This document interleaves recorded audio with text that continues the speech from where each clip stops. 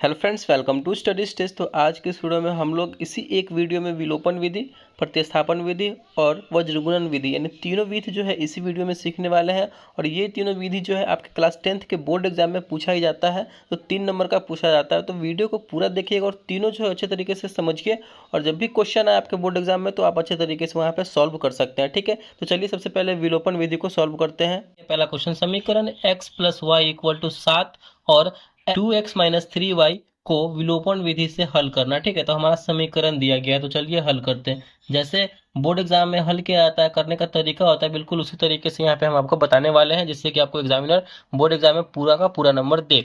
यहाँ पे हमारा पहला समीकरण दिया गया है, समीकरण हमारा क्या दिया गया है, x + y = 7। ये हमारा पहला इक्वेशन हो जाएगा, यानी पहला समीकरण हो जाएगा। ठीक है, और यहाँ पे दूसरा है हमारा 2x - 3y = जो है ये 4 छूट गया था इक्वल के बराबर, तो 2x - 3y = 4। ठीक है, तो ये हमारा दूसरा इक्वेशन हो जाएगा, यानी दूसरा समीकरण हो जाएगा। विलोपन विधि को हम लोग एलिमिनेशन मेथड भी बोलते हैं। ठीक है, चलिए स्टार्ट करते हैं। विलोपन विधि, पहले इसको समझिए। विलोपन का मतलब इससे स्पष्ट रूप से पता चल रहा है, विलोपन यानी विलुप्त करना, यानी छिपाना है हमें किसी चीज को। तो किसी चीज को मतलब क्या है, यानी इक्वेशन में किसी, यहाँ पे जो ये एक्स और वाई यानी अल्फाबेटिकल जो नंबर होते हैं वो चर पद होते हैं। ठीक है, वो चर पद होते हैं, यानी एक्स वाई का मान बदलते रहता है। जो नंबर्स वाला होता है, जो अंक वाला होता है नंबर्स, वो हमारा अचर पद होता है, यानी कांस्टेंट होता है, वो उसका मान नहीं बदलता है। तो इस विलोपन विधि में हमें क्या करना है, एक्स या वाई वाले टर्म को, किसी एक टर्म को यहाँ पे विलुप्त करना है, यानी छिपाना है, यानी काट देना है, हमें उसको हटा देना है। ठीक है, तो कैसे करेंगे, देखिए। काटने के लिए अगर हम एक्स एक्स को काटते हैं तो दोनों बराबर होना चाहिए, अगर वाई वाई को काटते हैं तो दोनों बराबर होना चाहिए, ये ध्यान रखना है हमें। ठीक है, तो यहाँ पे देखिए, चलिए हम एक्स को ही यहाँ से हटाते हैं, एक्स को ही विलुप्त करते हैं। तो ऊपर में एक्स है और नीचे में 2x है, तो यहाँ पे हम नीचे में 2x है, तो यहाँ पे भी 2x लाने के लिए क्या करना होगा, हमें पूरे समीकरण में 2 से गुना करना होगा कि नहीं करना होगा। 2 से गुना करेंगे तभी ना 2x हो जाएगा, बिल्कुल हो जाएगा। तो यही दिमाग लगाना है हमारा। यहाँ पे कोई भी दूसरा भी रहेगा ना, अगर यहाँ पे 5x रहेगा, ऊपर में x रहेगा, तो हम क्या करेंगे, ऊपर में 5 से गुना करेंगे तभी ना यहाँ पे 5 हो जाएगा, x तो आपस में कट जाएगा। y वाले का काटना है तो बिल्कुल वैसे ही करना होगा, यहाँ पे 3 है तो ऊपर में भी 3 करना होगा, यानी पूरे समीकरण में 3 से गुना करेंगे। तो ये हमारा ऐसे ही करना होता है, ऐसे समझना होता है। ठीक है, तो चलिए यहाँ पे हम समीकरण 1 में 2 से गुना कर रहे हैं, क्योंकि हम x वाले टर्म को यहाँ से विलुप्त कर रहे हैं। तो यहाँ पे हम कैसे लिखेंगे, 1 में 2 से गुना करने पर, ठीक है, गुना करने पर, तो गुना करेंगे तो कैसे हो जाएगा, यहाँ पे x में हम 2 से गुना कर रहे हैं, यहाँ पे 2 में 2x से करेंगे तो हो जाएगा हमारा 2x, फिर 2 में y से करेंगे तो हो जाएगा हमारा +2y, फिर यहाँ पे 7 में 2 से करेंगे तो 7 दूना 14। ये हमारा तीसरा इक्वेशन बन के तैयार हो गया। ठीक है, ये हमारा तीसरा समीकरण बन गया। फिर हमारा दूसरा समीकरण क्या है, तो 2x - 3y = 4 है। ठीक है, अब यहाँ से हम समीकरण को विलुप्त कर देंगे, यानी एक टर्म को, यहाँ पे x वाले टर्म को विलुप्त कर देंगे। देखिए कैसे काट देंगे, तो यहाँ पे देखिए, ये 2x क्या है, प्लस में है, इसके आगे कुछ भी नहीं, इसका मतलब क्या, प्लस में, ये भी प्लस में है, तो हम क्या करेंगे, घटा देंगे। यानी जब ये प्लस में है, घटाएंगे तो क्या हो जाएगा, 0 हो जाएगा कि नहीं हो जाएगा, बिल्कुल हो जाएगा। तो यहाँ पे हम लिखेंगे समीकरण को घटाने पर। ठीक है, समीकरण 1 और समीकरण 2 को घटाने पर ऐसा भी लिख सकते हैं, घटाने पर। चलिए समीकरण को हम घटाएंगे तो क्या हो जाएगा, घटाइए, यहाँ पे है 2x + 2y = 14, नीचे है 2x - 3y = 4 है। इसको घटाएंगे, हम क्या करेंगे, तो घटाएंगे तो घटाइए, यहाँ पे देखिए नीचे जब भी ये प्लस माइनस करना होगा ना, इसमें विलोपन विधि में, तो आपको नीचे वाला चिन्ह को देख के चलना होगा, माइनस प्लस है कि नहीं। ठीक है, तो इसके आगे कुछ भी नहीं है, तो ये प्लस में है तो प्लस, और हम क्या करने जा रहे हैं, घटाने जा रहे हैं, तो प्लस माइनस मिलकर क्या हो जाता है, तो माइनस ही होगा। तो यहाँ पे एक 2x प्लस में हो गया और एक 2x माइनस में हो गया, तो ये आपस में क्या हो जाएगा, कट जाएगा, यानी 0 हो जाएगा। ठीक है, उसके बाद फिर आगे क्या है हमारा, हम घटा रहे हैं और इस वाले चिन्ह को हमें देख के चलना है। ठीक है, ये माइनस में है और हम क्या कर रहे हैं, घटा रहे हैं, यानी माइनस ही कर रहे हैं, तो माइनस और माइनस मिलकर हो जाएगा हमारा प्लस। यही थोड़ा सा इंपॉर्टेंट है, इसको थोड़ा सा आपको देखना है और समझना है। तो यहाँ पे ये भी, अब ये माइनस में नहीं रहा, अब ये प्लस में हो गया, तो ये भी प्लस में, ये भी प्लस में, यानी 2y और 3y क्या हो जाएगा, तो जुट जाएगा, तो कितना हो जाएगा हमारा 5y हो जाएगा, ठीक है। फिर अब देखिए फिर क्या है हमारा, फिर माइनस में हम माइनस किए हैं, ठीक है ना, तो ये हमारा प्लस में था और ये अब जो है ये माइनस में हो गया, माइनस प्लस मिलकर माइनस हो जाएगा। तो 14 प्लस में और ये माइनस में 4 है, तो 14 में से 4 जाएगा तो बचेगा हमारा 10। चलिए यहाँ से हमारा y का वैल्यू निकल के आ गया, बिल्कुल आ गया। तो y इक्वल टू क्या हो जाएगा, y को हम अकेला रखेंगे, ठीक है। तो y को अकेला रखेंगे तो 5 गुना में है, जैसे ही गुना वाला चिन्ह, गुना वाला कोई भी नंबर बराबर के उधर जाता है तो भाग में हो जाता है, ठीक है। तो ये गुना में है तो बराबर के इधर जाएगा तो भाग में हो जाएगा। 10 तो अपने जगह पे है ना, और यहाँ पे ये 5 भाग में आ जाएगा, यानी 10/5 कितनी बार में कटेगा, 10 में 5 से भाग करेंगे तो 5 दूना 10 दो बार में कटेगा, यानी y इक्वल टू हमारा क्या निकल के आ गया, तो 2 आ गया। चलिए हमारा जो है यहाँ पे एक y का वैल्यू आ गया, जब y का वैल्यू आ गया तो x का वैल्यू आएगा कि नहीं आएगा, बिल्कुल आ जाएगा। तो क्या करेंगे हम, आप समीकरण 1 में, 2 में या फिर 3 में किसी में भी जो है y का मान रख देंगे तो हमारा x का मान वहां से निकल के आ जाएगा। देखिए कैसे यहाँ पे हम निकलेगा। तो चलिए यहाँ पे हम समीकरण 1 में ही रखते हैं, किसी में भी रख सकते हैं आप। समीकरण 1 हमारा क्या है यहाँ पे, x plus y equal to 7 है, ठीक है। तो इसमें हम रखने जा रहे हैं, तो यहाँ पे हम क्या लिखेंगे, समीकरण समीकरण 1 में y का मान रखने पर, ठीक है। तो समीकरण 1 है हमारा x plus y equal to 7, तो यहाँ से रखिए मान x प्लस वाई, वाई की जगह पे क्या रखेंगे, 2 रखेंगे हम, ठीक है, इक्वल टू 7। अब हम x को इधर रखेंगे और 2 को उधर भेज देंगे, नंबर वाले को नंबर वाले के साथ रखेंगे। 2 बराबर के उधर जाएगा तो इधर प्लस में है, बराबर को उधर जाएगा तो माइनस में हो जाएगा, ठीक है। तो 7 और माइनस में 2, यानी x इक्वल टू 7 में से 2 जाएगा तो कितना बचेगा हमारा, x इक्वल टू हो जाएगा हमारा यहाँ पे 5। तो ये रहा हमारा x का वैल्यू निकल के आएगा, यानी x इक्वल टू हमारा निकल के आया 5 और y इक्वल टू निकल के आया हमारा 2। तो इस प्रकार जो है हमने विलोपन विधि से समीकरण को सॉल्व करके x और y का यहाँ पे मान हमने निकाल लिया है, ठीक है।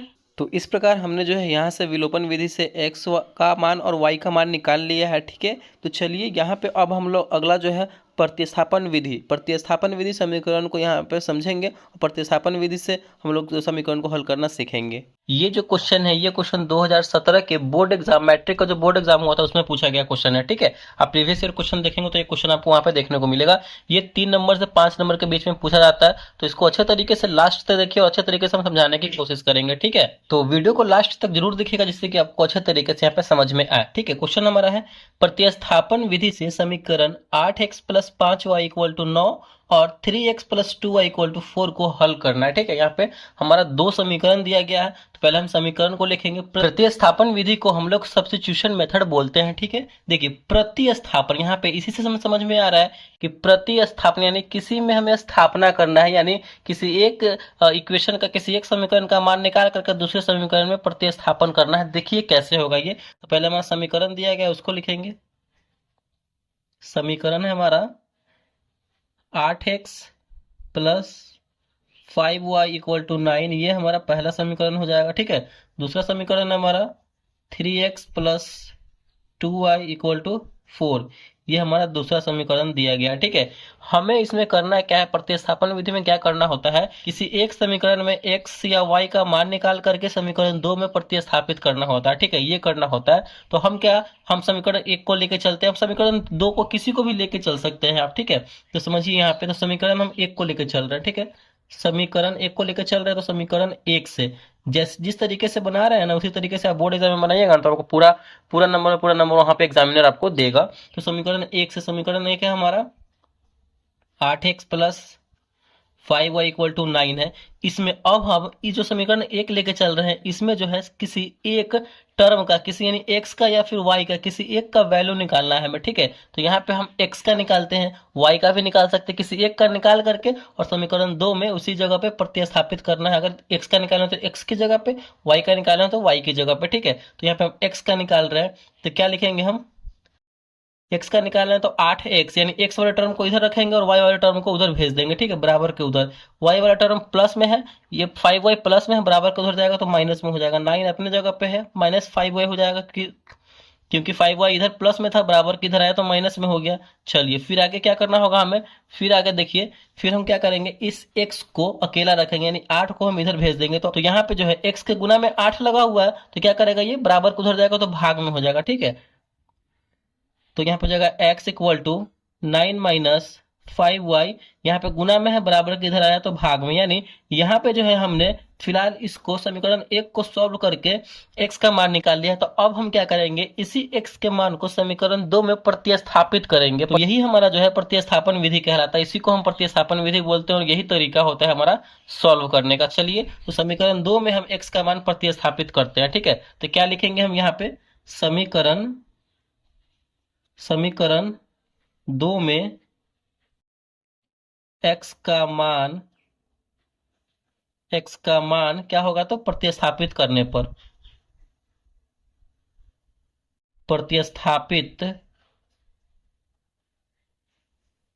पर या फिर ऐसे लिख सकते हैं समीकरण 2 में x का मान रखने पर, ठीक है। चलिए, समीकरण 2 में x का मान रखते हैं। तो समीकरण 2 हमारा है 3x plus 2y equal to 4, ठीक है।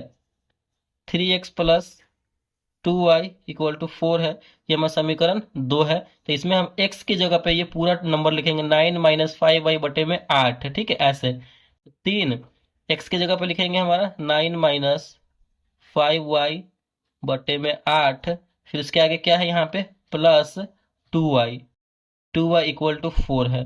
फिर इसको यहाँ से सॉल्व करेंगे ना, तो हमारा जो है y का वैल्यू निकल के आ जाएगा। ये विधि और यही तरीका, इसी तरीके से हम लोग बनाते हैं, ठीक है। आई होप ये आपको समझ में आ रहा होगा। अब हम 3 में क्या करेंगे, इस 3 से ऊपर वाले नंबर में गुना कर देंगे।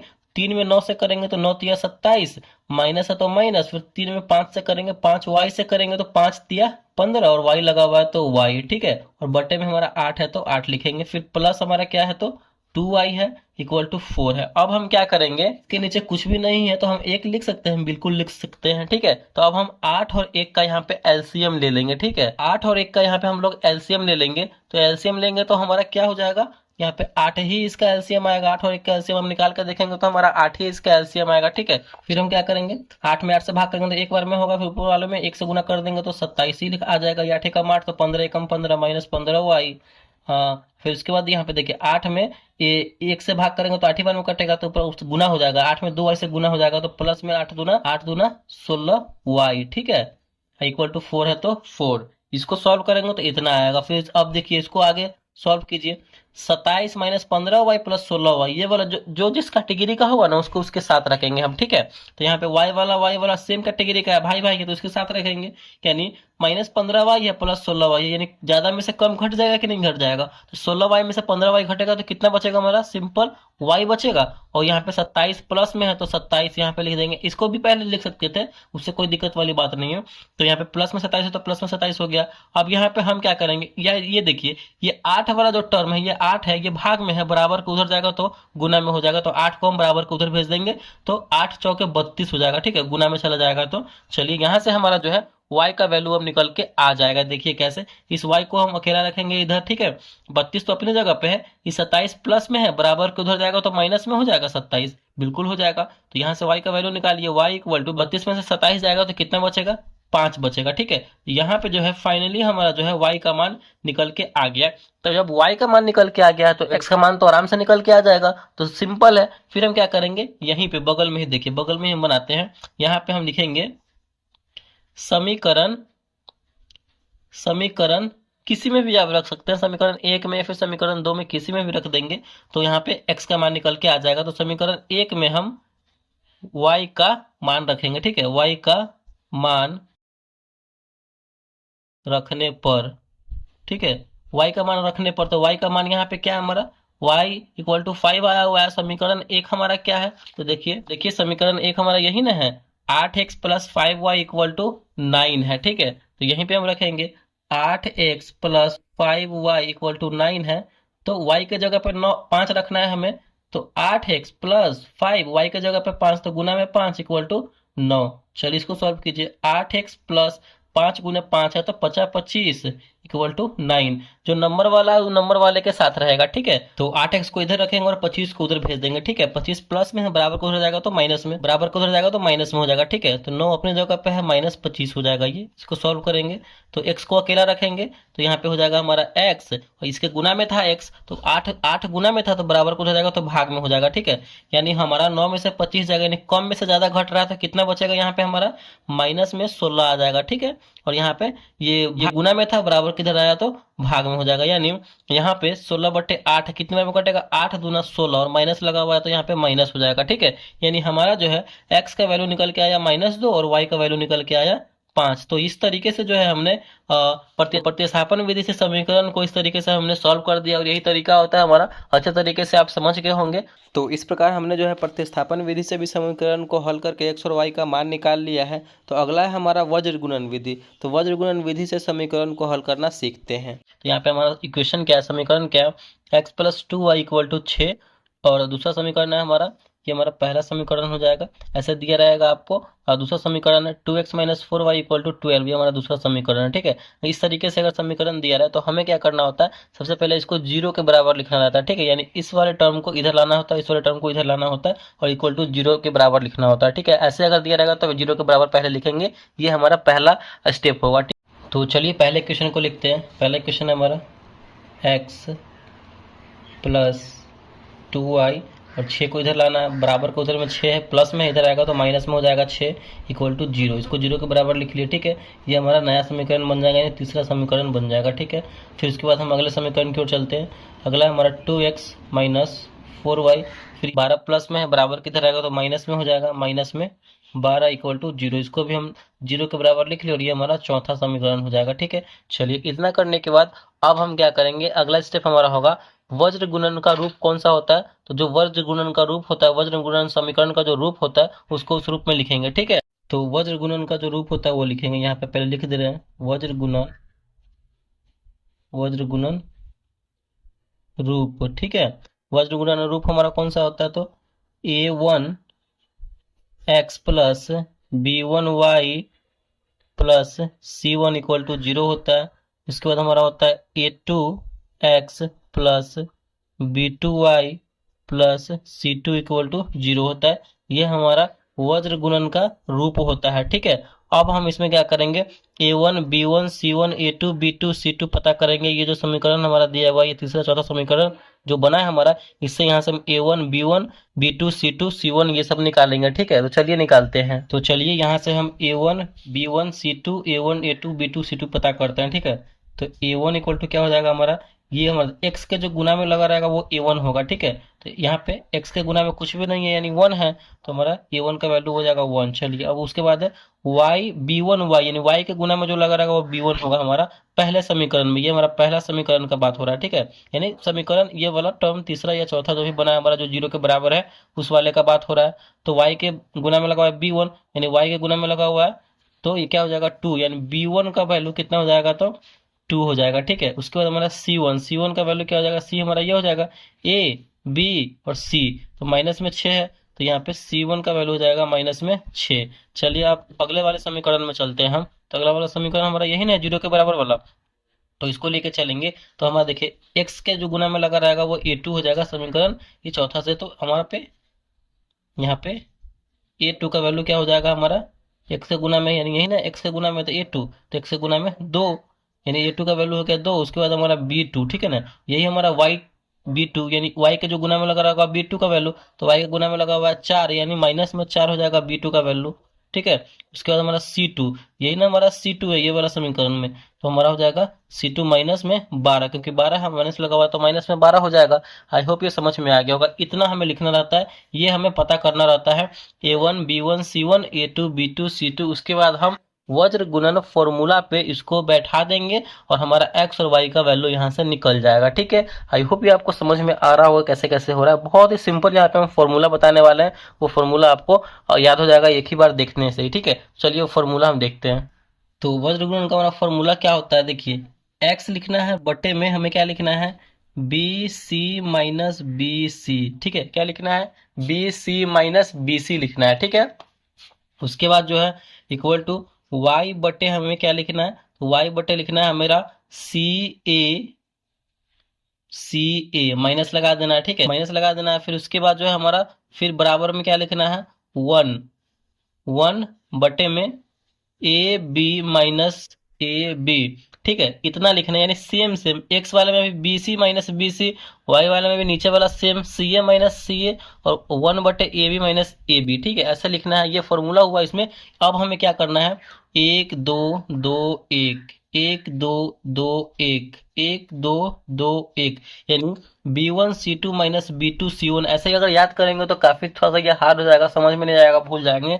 लेकिन जैसे मैंने बताया है वैसे अगर करेंगे ना तो आपको हमेशा याद रहेगा। एक्स बटे b c minus b c लिख देना है, वाई बटे सी ए माइनस सी ए लिख देना है, एक बटे a b minus a b लिख देना है। उसके बाद एक दो दो एक, एक दो दो एक, एक दो दो एक, ऐसे लगा देना है। ये हमारा जो है फाइनली पूरा का पूरा वज्र गुणन विधि का यहाँ पे फॉर्मूला बन गया है, ठीक है। अब इस फॉर्मूले पे हमको जो वैल्यू पुट करना है, जो हमारा वैल्यू दिएगा A1 का वैल्यू A1 के जगह पे, C2 का वैल्यू C2 के जगह पे, ऐसे। तो चलिए यहाँ पे हम रखते हैं वैल्यू। तो x वाले में हम वैल्यू रखेंगे तो हमारा क्या हो जाएगा, x बटे में b1 हमारा कहाँ है देखना है। देखिए एकदम बारीकी से देख देख के करना है, नहीं तो गलती हो जाएगा। तो b1 का वैल्यू क्या है हमारा 2 है, तो यहाँ पे हम लिखेंगे 2। फिर उसके बाद क्या है c2 का वैल्यू क्या है, माइनस में 2 है, तो यहाँ पे माइनस में 12 है, तो यहाँ पे लिखेंगे -12। चलिए उसके बाद हमारा इसका काम हो गया। अब माइनस है बीच में तो माइनस, फिर B2 C1, B2 यहाँ पे है -4, तो -4। फिर उसके बाद क्या है C1 का हमारा -6 है, तो -6। इसका काम हो गया। फिर y वाले का काम करेंगे, ठीक है। y हमारा क्या है C1 A2, C1 हमारा कितना है, -6 है, ठीक है। फिर उसका A2 है, A2 हमारा कितना है 2 है, तो गुने 2, फिर माइनस है बीच में तो माइनस, फिर C2 A1, C2 हमारा -12 है, A1 कितना है हमारा 1 है गुना में, ठीक है। चलिए इसका भी काम हो गया। अब एक वाले का काम करते हैं, 1/A1 B2, A1 का वैल्यू है 1, और B2 का वैल्यू है -4। चलिए फिर बीच में माइनस है तो माइनस, A2 का वैल्यू है 2, B1 का वैल्यू है हमारा 2, तो 2। चलिए इतना लिख दिए, वैल्यू पुट कर देंगे तो सिंपल है, सबको गुना भाग करके हम यहाँ पे सॉल्व कर देंगे तो हमारा यहाँ जो है वैल्यू निकल के आ जाएगा एक्स और वाई का। चलिए निकालिए अब। तो कैसे सॉल्व करेंगे इसे हम, एक्स बटे में 12 में 2 से करेंगे तो 12 दूना 24, माइनस लगा हुआ है तो माइनस में 24। फिर यहाँ पे देखिए माइनस है गुना होगा तो प्लस हो जाएगा, ठीक है। तो 6 चौका 24, और यहाँ पे माइनस लगा हुआ है तो माइनस हो जाएगा, तो -24 हो जाएगा। इसका काम हो गया। वाई का काम करेंगे, या वाई वाले में क्या हो जाएगा, 6 दूना 12, माइनस लगा हुआ है तो -12, और यहाँ पे देखिए 12 एकम 12, और माइनस लगा हुआ इधर भी, माइनस इधर भी लगा हुआ, यानी 12 -12 में माइनस से गुना होगा तो प्लस में हो जाएगा ये 12, ठीक है। चलिए फिर इसका काम करेंगे, बटे में 4 एकम 4, -2 दूनी 4। अब देखिए अब हमें क्या करना है, एक बार इसके एक्स को 1 के बराबर रखना है, ये वाला टर्म को बराबर रखना है, फिर एक बार वाई वाले टर्म को इसके बराबर रखना है, ठीक है। ऐसे करेंगे हम। एक्स बटे -24 कितना मिलकर हो जाएगा, माइनस में 48 हो जाएगा, इक्वल टू इसके बराबर रखेंगे 1/4 में से 4 जाएगा तो कितना बचेगा, 0 बचेगा, ठीक है। देखिए दोस्तों यहाँ पे हमने जो रखा है, यहाँ पे देखिए B2 का वैल्यू, V2 का वैल्यू यहाँ पे कितना है, तो V2 का देखिए वैल्यू यहाँ पे -4, हमने यहाँ पे सीधे प्लस में 4 रख दिया, तो यहाँ मिस्टेक हो गया, तो ये -4 हो जाएगा, ठीक है। तो माइनस में 4 होगा तो -4, और यहाँ पे -4 ये हो जाएगा, ठीक है। बस यहाँ पे मिस्टेक हो गया माइनस प्लस में।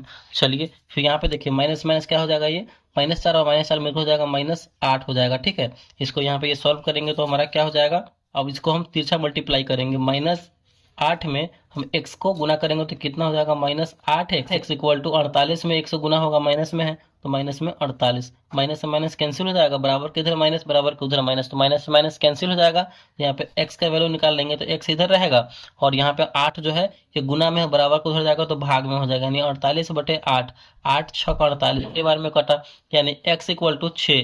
x का वैल्यू यहाँ से हमारा जो है 6 निकल के आ गया है, ठीक है। अब हम क्या करेंगे यहाँ से, अब हम y को इसके बराबर रखेंगे, ठीक है। y को इसके बराबर रखेंगे तो कितना हो जाएगा हमारा, y बटे में -12 और +12 मिलकर क्या हो जाएगा, यहाँ पे 0 हो जाएगा, ठीक है। यानी प्लस में से माइनस घट जाएगा तो कितना बचेगा, 0, इक्वल टू 1 बटे में -8 हो जाएगा, ठीक है। जब तिरछा तिरछी गुना करेंगे तो ये हो जाएगा हमारा -8y इक्वल टू 1 में 0 से होगा तो 0, ठीक है। चलिए यहाँ से हम निकालिए वैल्यू, तो y इक्वल टू क्या हो जाएगा, 0 बटे में 8, ठीक है। यानी हम 0 में 8 से भाग करेंगे तो हमारा 0 ही आएगा, यानी फाइनली जो है हमारा यहाँ पे x का वैल्यू निकल के आ गया 6, और y का वैल्यू निकल के आ गया हमारा 8। तो यही हमारा तरीका होता है, वज्रगुणन विधि से सॉल्व करके हमने x और y का वैल्यू यहाँ पे पता कर लिया है। ठीक है, तो यही हमारा तरीका होता है। आई होप ये आपको अच्छे तरीके से समझ में आया होगा। तो इस प्रकार हमने तीनों से विलोपन विधि, प्रतिस्थापन विधि और वज्रगुणन विधि से समीकरण को हल करना यहाँ पे सीखा है।